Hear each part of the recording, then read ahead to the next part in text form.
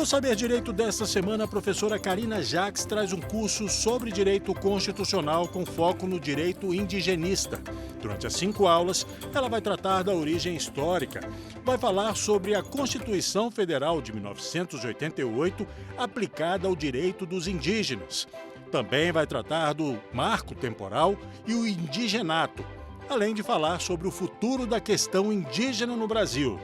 Veja a aula 3.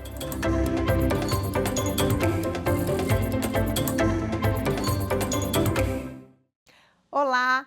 Vamos começar a nossa terceira aula falando sobre os direitos dos povos indígenas. E o tema dessa terceira aula, como eu falei no finalzinho da nossa aula passada, é os direitos dos povos indígenas na Constituição Federal de 88. Então, nós vamos analisar os artigos da Constituição Federal de 88 que falam sobre os direitos dos povos indígenas. Mas antes disso, você já viu que eu gosto de contextualizar o tema, a gente vai colocar pontuar os direitos dos povos indígenas nas nossas constituições anteriores. E a gente vai desde a época da colônia, tá bom? Então, a gente começa, e eu vou aqui para a referência, o que a gente tem, certo? A gente tem as Cartas Régias de 1609 e 1611 afirmando direitos dos indígenas quanto aos seus aldeamentos. Cartas Régias, gente, da época da colônia, tá? Então, na época da colônia, a gente já tem normativos, óbvio, das leis portuguesas, ok? Tratando sobre os direitos dos povos indígenas. Então, a gente tem, eu citei em aulas anteriores, a bula papal, que reconhece o direito dos povos indígenas, certo? Reconhece como homens, reconhece como tendo almas, reconhecem como desejosos de obter a fé católica e reconhece como homens o direito ao solo onde foram encontrados, tá?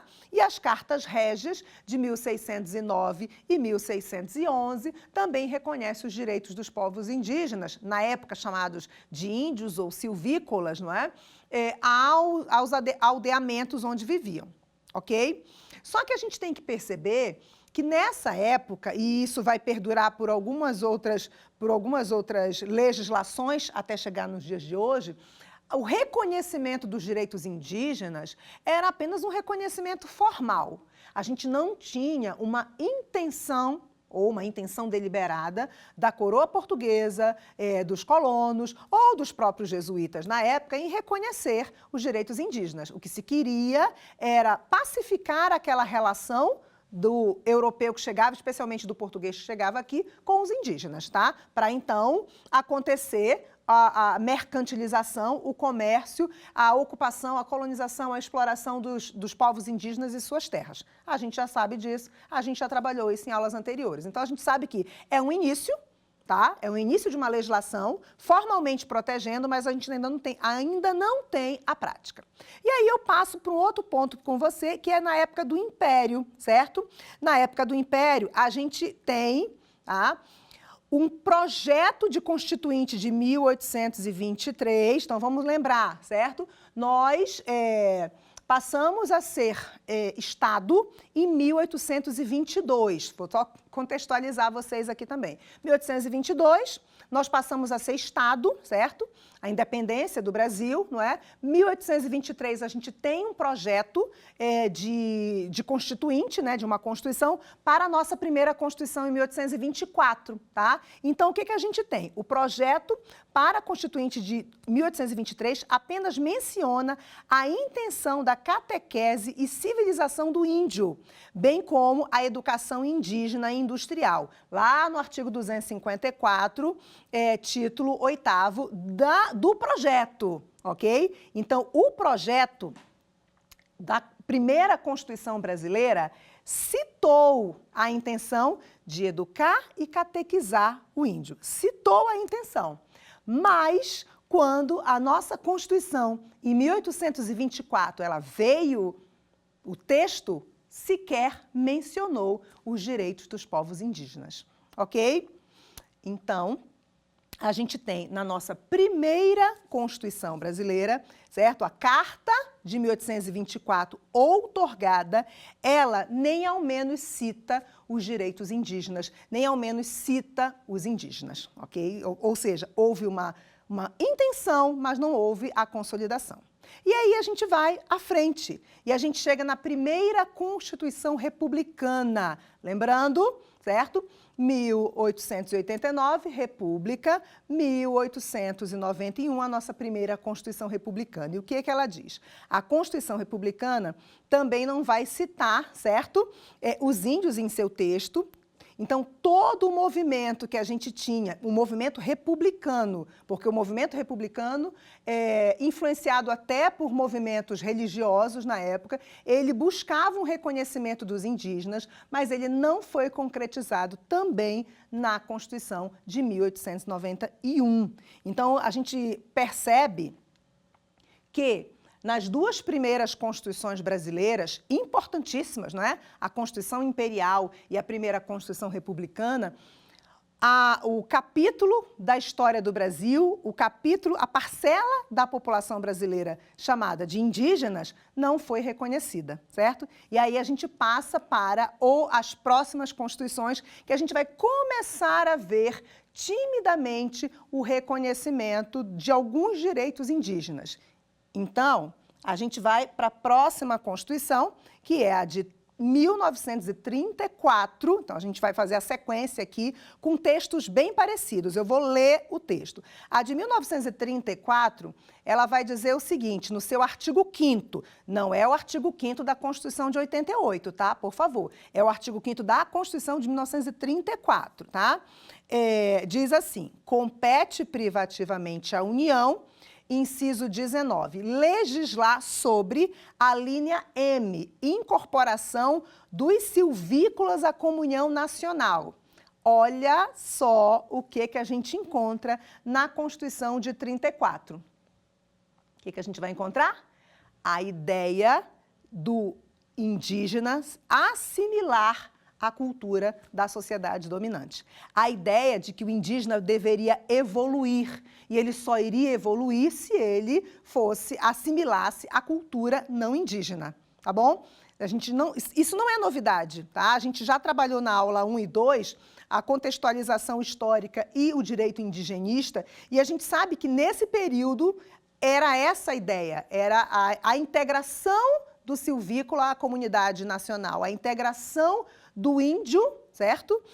Do selvagem à sociedade dominante, tá? E aí a legislação, no caso a Constituição, ela acaba repetindo, ela acaba reproduzindo a ideia da época, tá? E a gente vai para a próxima Constituição, 1946, ela vai repetir o texto. Eu vou repetir o texto aqui. Também artigo 5º, agora da Constituição de 1946, tá? Também artigo 5º, diz o seguinte, compete privativamente à União legislar sobre, inciso 19, a linha M. Inclusive, o mesmo artigo, o mesmo inciso, a mesma linha. Então, foi texto repetido. A incorporação dos silvícolas à comunhão nacional. Repete a intenção da Constituição de que a União iria legislar sobre a incorporação desses indígenas, desses silvícolas à comunhão nacional.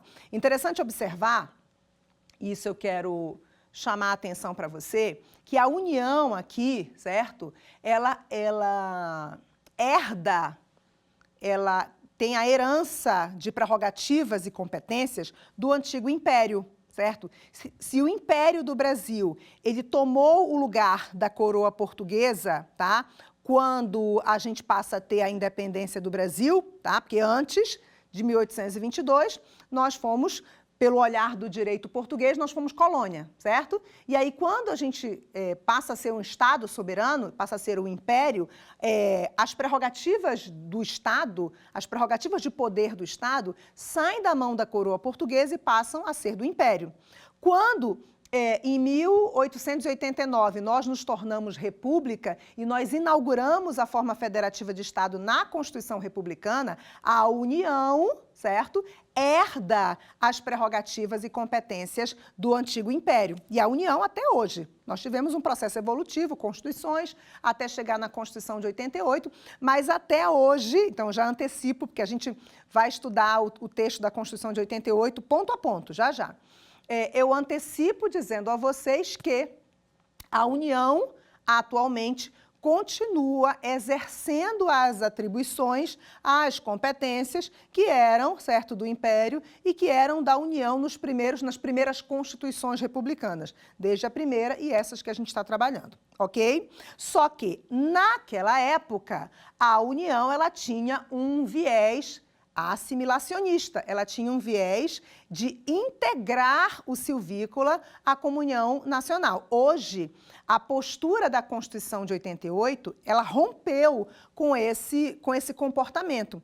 A Constituição de 88, ela quebra esse histórico de tentar fazer do índio alguém que é primitivo e que precisa assimilar a nossa cultura para se integrar, como se fosse necessário extinguir a comunidade indígena, extinguir a cultura indígena, extinguir hábitos que não são os hábitos da comunidade dominante, da sociedade dominante, ok? E aí um ponto que eu quero chamar a atenção para você, e a gente volta aqui a falar das Constituições de 34 e 46, que elas, as duas, tá?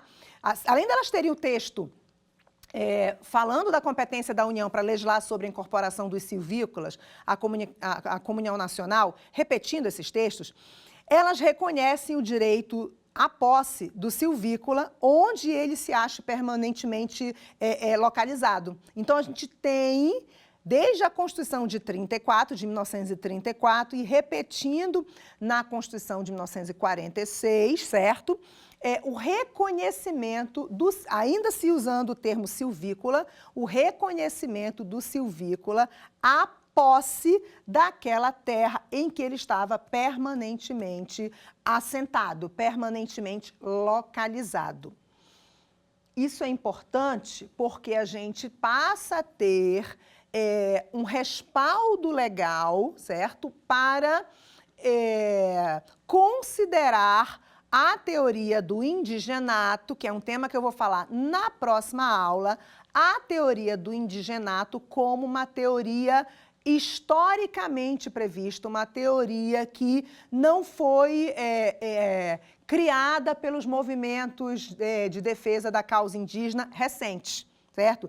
A teoria do indigenato, ela é, para os estudiosos, uma teoria que já existe desde o primeiro contato dos portugueses com os indígenas, e ela, mesmo que de forma não codificada, mesmo que de forma esparsa, ela vem sendo reconhecida.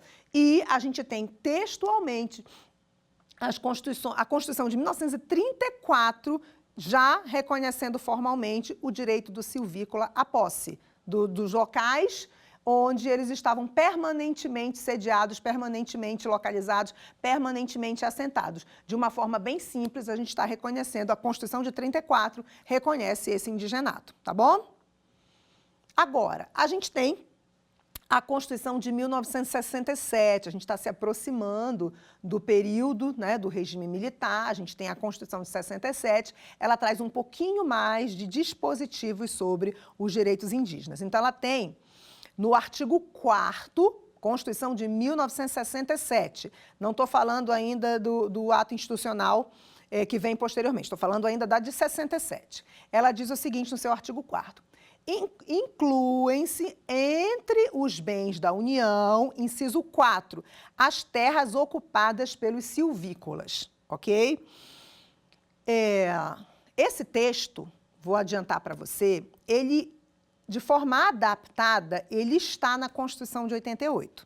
Então, vou repetir o texto que está lá no artigo 4º da Constituição de 1967. Artigo 4º, Constituição de 67. Inclui-se entre os bens da União as terras ocupadas pelos silvícolas, tá? Como é que é o texto da Constituição de 88, para a gente fazer uma comparação? Na Constituição de 88, está no artigo 20, inciso 11. É o último inciso lá da lista do artigo 20, que fala sobre os bens da União, e diz o texto do artigo 20 que são bens da União as terras tradicionalmente ocupadas pelos índios, tá? Então, se, ora, a Constituição de 67 falou silvícolas e a nossa Constituição atual fala de índios, tá? E que, se ela fosse escrita hoje, provavelmente o Constituinte usaria povos indígenas, tá? Porque a gente chama índios na Constituição de 88, porque ela foi escrita naquela época, finalzinho do século XX, a gente tinha esse termo como termo usual. Hoje, o termo usual mais moderno, mais adequado, seria povos indígenas, tá? Então, se a gente tem os termos diferentes, silvícola em 67 e índio em 88, a gente tem nessas duas constituições, tá? E eu ainda vou falar do processo no AI-5, certo? Nessas duas constituições, a gente tem uma preocupação do Constituinte em dizer que as terras tradicionalmente ocupadas pelos índios, ou pelos silvícolas, né? Na Constituição de 67, são bens da União.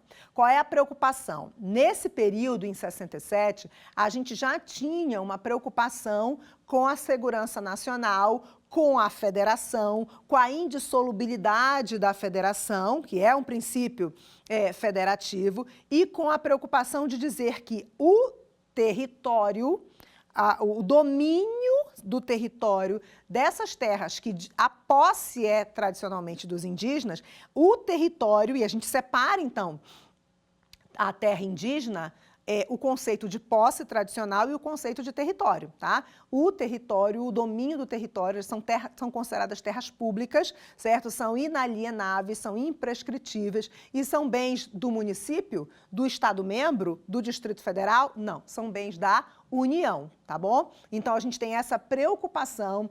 Daqui a pouco, quando eu entrar na análise da Constituição Federal de 88, eu vou fazer aqui vou fazer de novo aquela verificação dos elementos constitutivos do Estado. Na aula 2 eu cheguei a falar povo, poder, finalidade e território. Eu vou voltar a argumentar para a gente entender qual é a intenção. A Constituição Federal de 88 e a Constituição de 67 foram intencionais, eu sempre digo isso, quando elas colocaram as terras tradicionalmente ocupadas pelos silvícolas ou índios como bens da União. Não foi por acaso, certo? E não foi para deixar de reconhecer o indigenato, não foi para deixar de reconhecer a posse tradicional da terra para os povos indígenas, tá bom? Mas vamos seguir.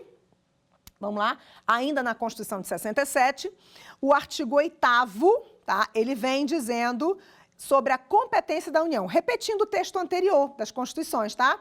Compete à União, inciso 19, legislar sobre a linha M, incorporação dos silvícolas à comunidade nacional. Ou seja, a Constituição de 67, ela inova quando ela traz os bens da União, né, entre os bens da União, as terras indígenas, ok? Mas ela continua assimilacionista quando ela repete o que as constituições anteriores diziam sobre a necessidade da União legislar sobre a assimilação, certo, dos povos indígenas à nossa cultura dominante, tá? E aí eu coloco aqui para você que a emenda de 67, ela vai repetir esse cenário, tá? Esse cenário de que o silvícola tende, certo? Tende a assimilar a nossa cultura. E, falando sobre legislação infraconstitucional, eu quero só contextualizar no tempo que a gente, logo depois desse período, a gente teria o Estatuto do Índio, em 73, certo? Então, você tem a Constituição de 67, você tem o Ato Institucional em 69 e logo depois você vai ter o Estatuto do Índio, que é a Lei 6.001 de 73, que regulamenta esse dispositivo e é também assimilacionista, certo? É uma norma infraconstitucional que ainda é vigente, mas ela ainda tem um texto influenciado pela ideia daquela época, tá bom? Vamos aqui só fazer mais um comentário sobre a Constituição de 67. Ela define a terra, certo? Como patrimônio indígena, né, como terra pública, como patrimônio indígena, e ela define que ele não pode ser alienado e ela garante, ela inova, tá? Quando ela garante que os indígenas têm usufruto dos recursos naturais. Então, é um avanço que a Constituição de 67 traz, quando ela, além de dizer que as terras tradicionalmente ocupadas pelos índios, né, pelos silvícolas, porque ela ainda usava silvícola, são bens da União, ela reconhece como patrimônio indígena e reconhece o direito de usufruto desses recursos naturais, ok? E aí a gente vai para a carta outorgada de 69, o chamado AI-5. Ele traz um texto um pouco mais detalhado e ele repete algumas coisas, tá? Então vamos lá. O que diz o texto? Estou lendo aqui a carta de 1969, tá? Diz que inclui-se entre os bens da União as terras ocupadas pelos silvícolas, certo? Então, a gente não tem novidade aí. Esse é artigo 4º, inciso 4. No artigo 8º, diz que compete à União legislar sobre incorporação dos silvícolas à comunhão nacional, não inova, o AI-5 não inova, tá? E aí a Carta de 69, o AI-5, vai falar sobre as terras habitadas, no seu artigo 198. As terras habitadas pelos silvícolas são inalienáveis nos termos que a lei federal determinar, a eles cabendo sua posse permanente, ficando reconhecido o direito de usufruto, exclusivo das riquezas naturais de todas as utilidades nelas existentes. Então, reconhece o usufruto, mas retira a totalidade das riquezas naturais e as utilidades nela existentes. Por quê? Porque cabe à União legislar sobre o tema e a União é dona dessa terra. Então, quando for necessário utilizar os recursos naturais para uma hidroelétrica, para abrir uma rodovia, certo? A União pode fazê-lo, ok? Isso a gente viu na história do Brasil, a gente vê isso na prática, isso é praticado ainda hoje e isso foi disciplinado nessa época, que foi uma época de militarização, certo? A gente está entrando aqui em 69, já vamos entrar na década de 70, que na primeira aula eu falei para você, década de 70 e início dos anos 80, a gente tem um processo de hegemonia do progresso, onde a gente teve obras de infraestrutura no Brasil inteiro, obras que até hoje são ícones e que a União adentrava nas terras indígenas e fazia as suas obras, as obras necessárias, mas sem olhar muito a prevalência era do interesse do Estado ainda, ok? E aí a gente tem o artigo 198 com 2 parágrafos. O primeiro diz o seguinte: ficam declaradas a nulidade e a extinção dos efeitos jurídicos de qualquer natureza que tenham por objeto o domínio, a posse e ocupação de terras habitadas pelos silvícolas. O AI-5 ainda falava silvícolas, tá? E a nulidade e a extensão de que trata o parágrafo anterior, não é? Não dá aos ocupantes direito a qualquer ação ou indenização contra a União ou contra a FUNAI, que já era, desde 1967, a instituição que fazia a tutela e a representação dos indígenas, ok? Então, a gente tem, até esse momento, até a Constituição, a Carta outorgada de 69, a gente tem uma disciplina assimilacionista, uma disciplina que visa a integração do indígena à sociedade nacional. A gente tem muito pouca coisa, muito pouco, gente. Se nós formos verificar essas constituições até 69, a gente tem muito pouca norma dentro do texto constitucional que protege os direitos indígenas. E, às vezes, a gente nem tem a proteção, certo? A gente tem, na verdade, uma confirmação da predominância da vontade estatal sobre a realidade e a existência dos direitos indígenas, ok? E aí a gente chega, depois de 69, depois desse período de militarização, a gente vai ter aquele processo de transição, de redemocratização no Brasil, dos movimentos indígenas se fortalecerem, pressionarem a Assembleia Nacional Constituinte de 1987, para que a gente tenha direitos indígenas reconhecidos na Constituição de 88. tá? E agora a gente entra na Constituição de 88. A Constituição de 88, ela inova. Por quê? Primeiro que ela traz um capítulo falando sobre os índios, dos índios. Óbvio que a gente fala dos índios porque essa Constituição foi escrita em 88. Provavelmente, se a gente tivesse essa Constituição escrita hoje, ou se a gente tivesse uma emenda ao texto, ao capítulo da Constituição que fala sobre os índios, a gente teria o texto mudando para povos indígenas. Mas estamos falando de um texto, certo? Que ainda não recebeu emenda. O capítulo dos índios, dentro do título Ordem Social, ele não recebeu emendas ainda. Ele é um capítulo pequeno, considero até pequeno, ele é um capítulo inovador, ele coloca a nossa Constituição de 88 como o documento legal formal que faz uma ruptura de uma história, de um Estado que não reconhece os povos indígenas de sua diversidade, que não reconhece a autonomia e a alteridade dos povos indígenas. Então, a Constituição de 88, ela faz essa ruptura e ela assume o papel, certo, agora, de que o Estado de agora, pós-Constituição de 88, vai proteger os direitos dos povos indígenas, ok?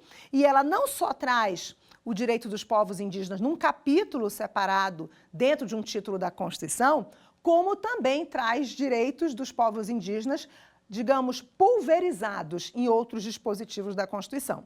E aí eu reuni aqui todos eles que tratam dos direitos indígenas para a gente pontuar cada um deles, tá bom?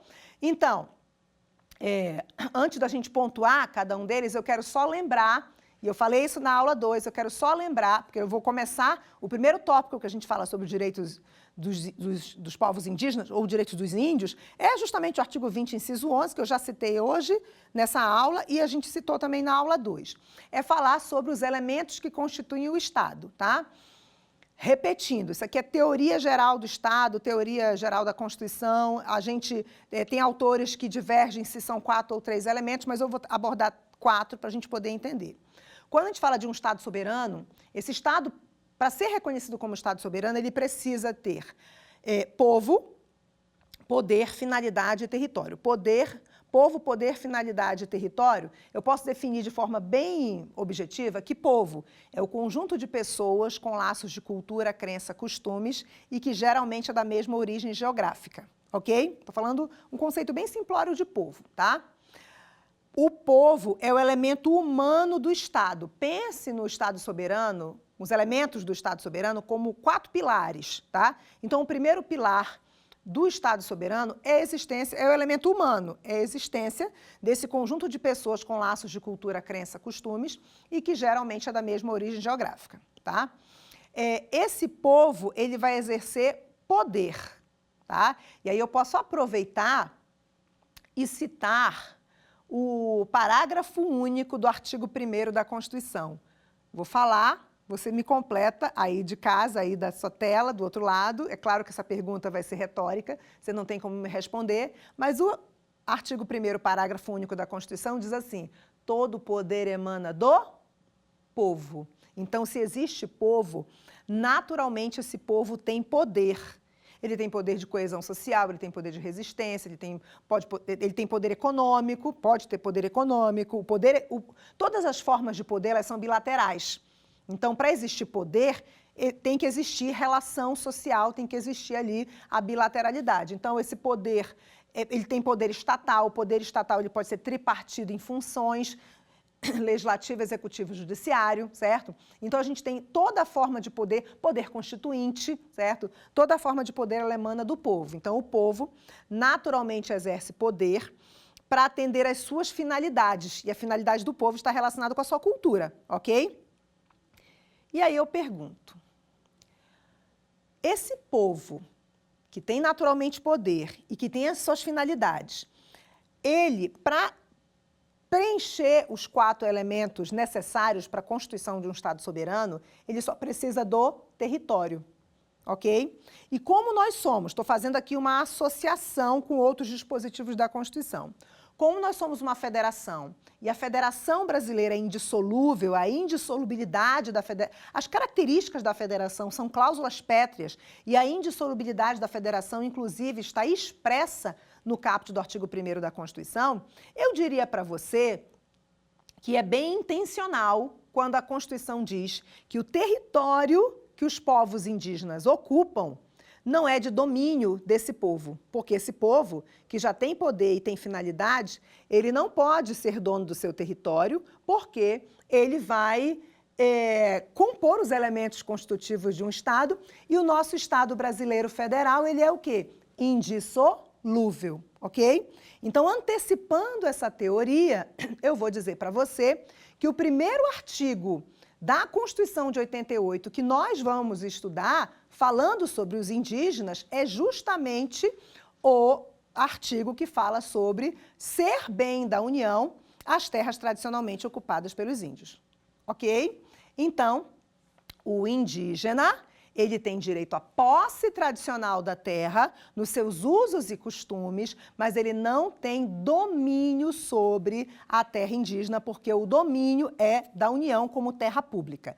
Então, vamos lá, a gente vai começar a trabalhar esses artigos e a gente começa falando sobre esse artigo 20. Como eu já argumentei, eu vou só bater ele aqui com você. Artigo 20, inciso 11, se você estiver assistindo agora e quiser acompanhar, pegue uma Constituição, certo? Que a gente vai acompanhando ponto a ponto os artigos da Constituição que falam sobre os direitos indígenas.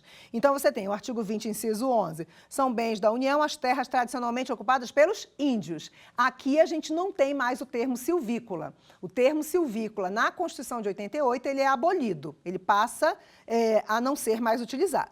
E aí a gente chega no artigo 22, que não é novidade, tá? O artigo 22, o conteúdo do artigo 22, ele já tinha sido citado antes. E o artigo 22 da Constituição de 88, inciso 14, vai dizer que compete privativamente à União legislar sobre populações indígenas. Perceba aqui que há uma sequência lógica. Tudo que se fala dos povos indígenas, dos direitos indígenas, vão ficar para a União, vão ficar sob domínio da União. Então, os bens são bens da União, as terras tradicionalmente ocupadas pelos índios. Quem legisla sobre as populações indígenas é a União. Aí o 109, artigo 109, aos juízes federais compete processar e julgar, inciso 11, a disputa sobre direitos indígenas. Se estamos falando de disputa sobre direitos indígenas, a ação vai tramitar junto à Justiça Federal. Inicia a ação não na Justiça Estadual, e sim na Justiça Federal. E aí a gente chega no artigo 129, que fala das funções institucionais do Ministério Público. Inciso 5, defender judicialmente os direitos e interesses das populações indígenas. O Ministério Público, como fiscal da lei, ele é defensor dos interesses e direitos das populações indígenas. E aí a gente chega no artigo 210, que fala de educação. E lá no parágrafo 2º, a gente tem o dispositivo constitucional dizendo que o ensino fundamental regular será ministrado em língua portuguesa, assegurado às comunidades indígenas também a utilização de suas línguas maternas e processos próprios de aprendizagem. O que eu disse para você na aula 2? Que aos indígenas, como a forma de transmissão do conhecimento dos povos indígenas é pela oralidade e há necessidade de se preservar a língua materna, a Constituição brasileira coloca como regra para o processo educacional o uso da língua portuguesa, que é a nossa língua oficial. Mas para a educação de povos indígenas há uma exceção, e a gente usa predominantemente a língua materna de cada comunidade indígena, tá bom? Vamos ainda para a Constituição, para o artigo 215. Ele vai falar sobre a cultura. 215 e 216. O Estado garantirá a todos o pleno exercício dos direitos culturais e acesso às fontes de cultura nacional e apoiará e incentivará a valorização e a difusão das manifestações culturais. No seu parágrafo 1º vai dizer que o Estado protegerá as manifestações culturais populares indígenas, afro-brasileiras e das de outros grupos participantes do processo civilizatório nacional. E o artigo 216 vai dizer que constituem patrimônio cultural brasileiro os bens de natureza material e imaterial, isso inclui indígenas, tá? Tomados individualmente ou em conjunto, portadores da referência da identidade, ação, memória de diferentes grupos formadores da sociedade brasileira, nos quais incluem as formas de expressão, de criar, fazer e viver, dos indígenas também. Aqui a gente não cita os indígenas especificamente, mas eles são formadores da sociedade brasileira. E aí a gente finaliza a fundamentação dos artigos da Constituição com o capítulo que fala especificamente dos indígenas, tá bom? A gente tem 2 artigos, o artigo 231 e o artigo 232, tá? É um capítulo dentro do título da ordem social. Então, o 231 vai dizer o seguinte: são reconhecidos aos índios, não usamos mais silvícola, né? A sua organização social, costumes, língua, crenças e tradições e os direitos originários sobre as terras que tradicionalmente ocupam, competindo à União demarcá-las, proteger e fazer respeitar todos os seus bens. Então, perceba que aqui a Constituição, ela repete o reconhecimento do direito do indígena às terras que eles tradicionalmente ocupam. Não é novidade falar de indigenato, de teoria do indigenato, nos textos legais desde a época da colônia, ok? Não é novidade. A Constituição de 88, ela reforça, só que agora não de maneira formal. Entenda que agora já não é mais mera formalidade. Agora, o novo Estado que se inaugura com a Constituição de 88 não mais apenas declara os direitos indígenas, mas ele vai impulsionar, ou pretende impulsionar, com políticas públicas, com ações concretas para proteger esses direitos dos povos indígenas. Claro que a gente ainda vai ter aula 4 e 5, eu vou contar para você que esse impulsionamento ainda carece de muita evolução, tá? Mas a gente já tem um direcionamento mais concreto, tá bom? E aí a gente vai vamos seguir, ainda nesse artigo 231. Parágrafo 1º dele vai dizer: são terras tradicionalmente ocupadas pelos índios ou por eles trabalhadas habitadas em caráter permanente, as utilizadas para suas atividades produtivas, as imprescindíveis à preservação dos recursos ambientais necessários ao seu bem-estar e as necessárias para a sua reprodução física e cultural, segundo seus usos e costumes e tradições. Olha só que interessante. Aqui no parágrafo 1º, fala-se do direito de ocupar tradicionalmente a terra indígena, do direito de habitar, do direito de usá-la conforme os seus costumes, visando o seu bem-estar e visando a sua permanência e a sua posteridade, ok? Olha só que interessante, se antes a legislação ela era assimilacionista e olhava para o silvícola, não era assim? Silvícola? Como um povo que estava chegando ao fim. Por que chegando ao fim? Porque ele ia assimilar a nossa cultura, ele ia assimilar a cultura da sociedade dominante e ele ia morrer. Hoje não. Hoje o texto diz, vou repetir, parágrafo 1º do artigo 231. São terras tradicionalmente ocupadas pelos índios ou por eles habitadas em caráter permanente, as utilizadas para as suas atividades produtivas, imprescindíveis à preservação dos recursos ambientais, necessários ao seu bem-estar e necessárias à sua reprodução física e cultural. Esse dispositivo, ele busca que as populações indígenas que sobreviveram continuem para a posteridade, ok? E não assimilem a cultura dominante e simplesmente se extingam, tá bom? Vamos lá para o parágrafo 3º.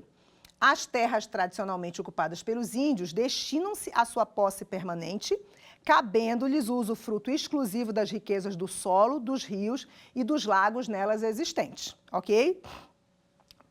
Esse parágrafo 2º, inclusive, nem é novidade, ele só agora não exclui,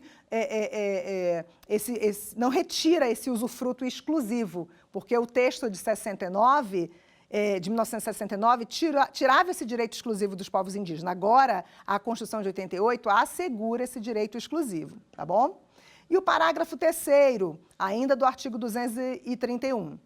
O aproveitamento dos recursos hídricos, incluídos potenciais energéticos, a pesquisa e a lavra das riquezas minerais em terras indígenas, só podem ser efetivadas com a autorização do Congresso Nacional, ouvidas as comunidades afetadas. Então, a gente vai ter que ter audiência pública do Congresso com as comunidades indígenas afetadas, ficando-lhes assegurada a participação dos resultados da lavra na forma da lei. Então, há necessidade de regulamentar essa participação efetiva dos povos indígenas, das comunidades indígenas, na exploração, certo, das áreas, dos recursos naturais. E a gente tem comunidades indígenas assentadas em áreas de recursos naturais importantíssimos para o mundo inteiro, certo? A gente tem essas terras muito visadas, não é?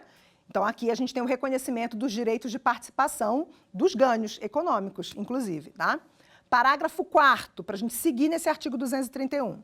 A terra de que trata este artigo as terras de que tratam esse artigo são inalienáveis e indisponíveis, e os direitos sobre elas imprescritíveis. São consideradas terras da União, são consideradas terras públicas, são inalienáveis, são imprescritíveis, certo? E são indisponíveis.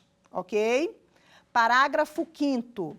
É vedada a remoção dos grupos indígenas de suas terras, salvo a de referendo do Congresso, quando, por exemplo, a gente vai ter o Congresso autorizando o uso de a construção de uma hidrelétrica, por exemplo, naquela área. Então, é vedada a remoção desses grupos indígenas, salvo a de referendo do Congresso, em caso de catástrofe ou epidemia que ponha em risco a população ou no interesse da soberania do país, após a deliberação do Congresso, garantida em qualquer hipótese o retorno imediato logo que cessar o risco.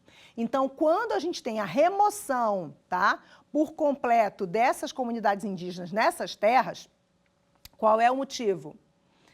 Quando a gente tem risco para essa comunidade indígena, uma situação de epidemia, por exemplo, quando a gente tem risco à segurança nacional, por exemplo, mas assim que esse risco não exista mais, essas comunidades devem, por orientação do dispositivo constitucional, voltar para essa área, se possível, é claro, e isso tudo dependendo de autorização do Congresso Nacional. Então, aqui não é o Poder Executivo que decide, aqui é o Congresso Nacional que vai decidir, tá bom? Vamos para mais um parágrafo, ainda do artigo 231.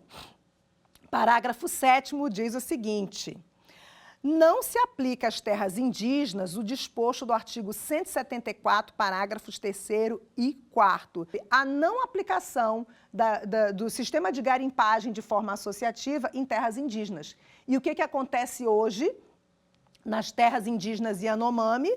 Uma catástrofe natural, certo? Uma catástrofe humanitária também, em função da ocupação ilegal de garimpeiros, na forma de garimpagem não associativa, e sim a garimpagem ilegal sobre as terras indígenas Yanomami, terras de uma imensidão, de difícil acesso, com questões bastante complicadas de segurança pública e que, em janeiro de 2023, foi decretado a crise humanitária, certo? E que as ações do governo federal, até hoje, nesse momento que eu estou gravando aqui a aula para você, não conseguiu ainda, apesar dos esforços, não conseguiu ainda tomar o controle de todas essas áreas, porque são áreas de difícil acesso, são áreas onde a gente tem que ter um efetivo muito maior, certo?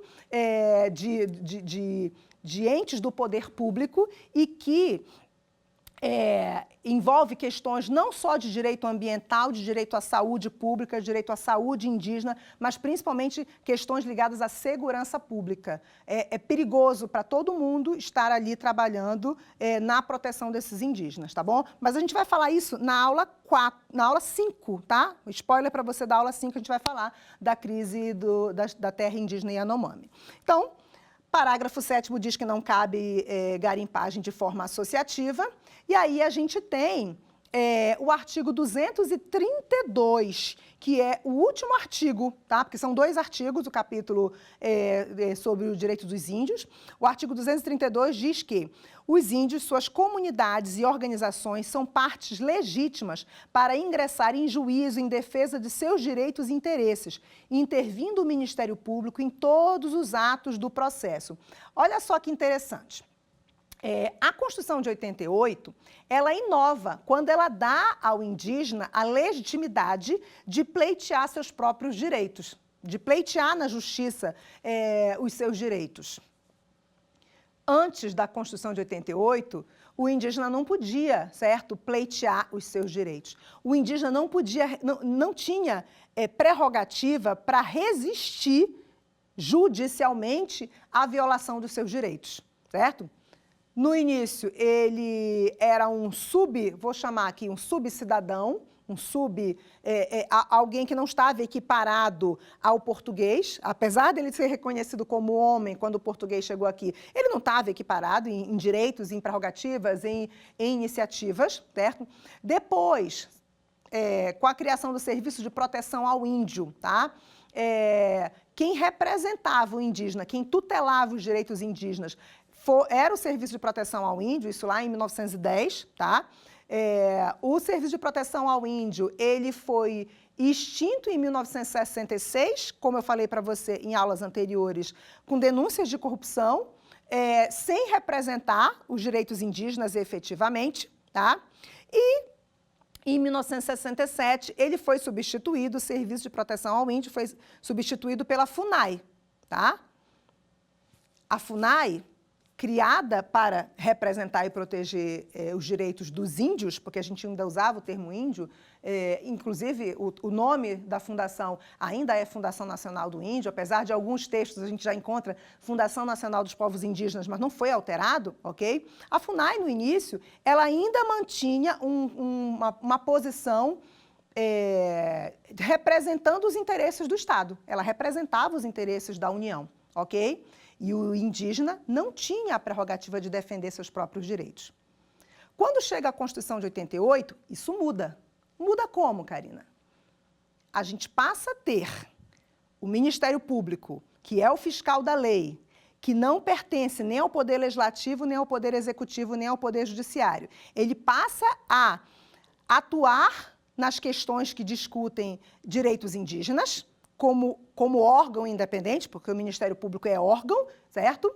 E a gente passa, no artigo 232, ao próprio indígena, as próprias comunidades indígenas poderem atuar livres, sem precisar serem tuteladas por uma FUNAI, sem precisar serem tuteladas pelo Ministério Público Federal. Elas podem, certo, ser representadas. Podem, certo? ONGs podem participar, certo? A gente tem, por exemplo, a autora Sâmia Barbieri, ela fala que cabe a luta e a fala, né, o direito de voz indígena, cabe às comunidades indígenas.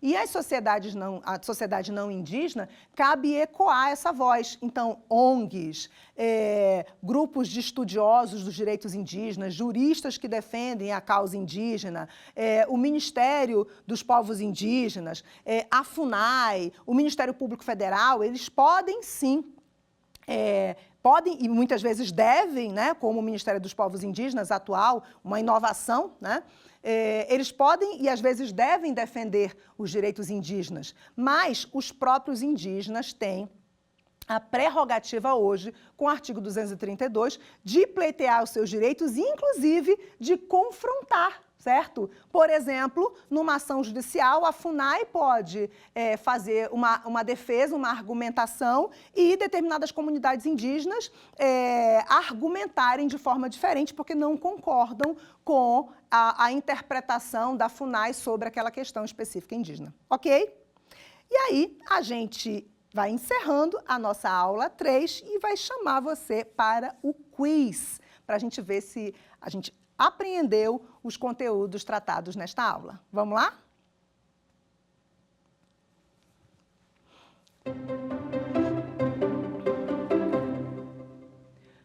Sobre a previsão da proteção aos indígenas nas constituições brasileiras, assinale a alternativa correta. A Constituição Republicana de 1891 foi a primeira Constituição a reconhecer os direitos dos povos indígenas? B. As Constituições de 1934, 1946 e 1967 e a Emenda de 69 atribuem à União a competência para legislar sobre, abre aspas, incorporação dos silvícolas à comunhão nacional, fecha aspas. C. A Constituição Federal de 88 não trouxe inovações quanto à proteção dos direitos indígenas. E na D, várias emendas constitucionais já inovaram ao texto original da Constituição Federal de 88. E aí, qual a questão você marcaria como correta, certo? Qual a alternativa que corresponde ao conteúdo que a gente estudou? A resposta correta é letra B de bola. A integração dos silvícolas à comunhão nacional foi texto trazido pelas Constituições de 34, de 46, de 67 e também da Carta Outorgada de 69. As demais alternativas estão erradas porque a Constituição de 88 inovou, sim, certo? E ela não traz emendas nenhuma até agora ao texto dos artigos 231 e 232 da Constituição de 88. Vamos para a próxima questão?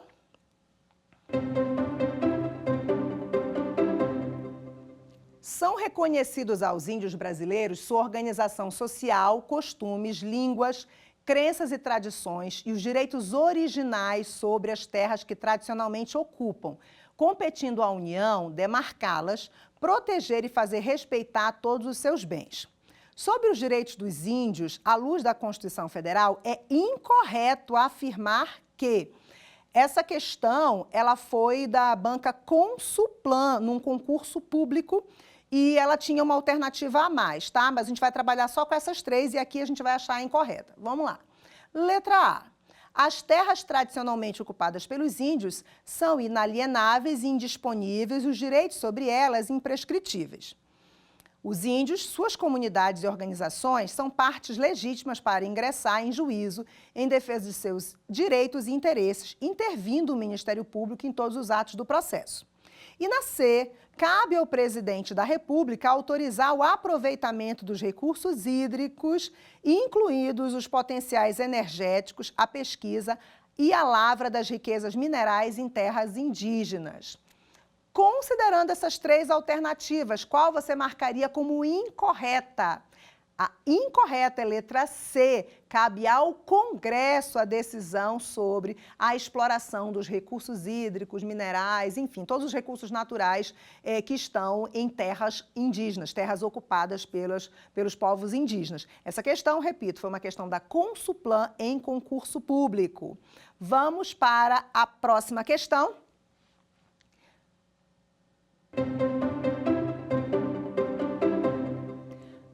Esta questão, ela foi da FGV, banca FGV, Fundação Getúlio Vargas, num concurso para o Senado Federal, tá? Só para informar vocês.